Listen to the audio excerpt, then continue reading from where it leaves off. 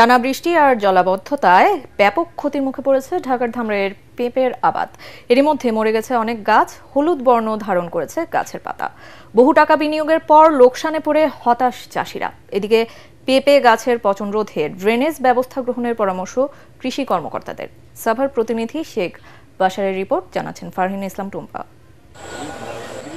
অনেক স্বপ্ন নিয়ে ৭০,০০০ টাকার ঋণ নিয়ে ৫২% জমিতে পেঁপে চাষ করেছিলেন রোয়াইড ইউনিয়নের ফিরঙ্গা গ্রামের কৃষক মোহাম্মদ আলী।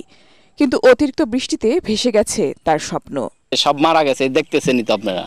এবার ভালো চলতে পারতেছে না সংসার, অনেক ক্ষতিগ্রস্ত হয়েছি। যা টাকা পুঁজি ছিল এটাখানে খাটাইছি, এগুলো সব লস। মোহাম্মদ আলীর মতো আব্দুল মান্নানের পেঁপে বাগানের বেশিরভাগ গাছেও ধরেছে পচন। ৩৫,০০০ টাকার ঋণ কিভাবে শোধ করবেন সেই দুশ্চিন্তায় দিশেহারা তিনি। একই অবস্থা স্থানীয় অনেক পেঁপে চাষির। অন্তত ২০-৩০,০০০ টাকা খরচ হইয়া আর এই গাছগুলো আর বেচা যাইব না। এখন যদি আপনারা কোনো ক্ষতিপূরণ দেন তাইলে আমার বাচ্চা কাচ্চা লেগে খাইতে পড়তে পারবো। এলে কারণ পাইপে বেচতে পারিনি, অনেক লস হয়ে যাবে, মানে বহুত লস। বা এই কৃষক যা আছে এই চোখের সবাই লস খাইছে পুরে।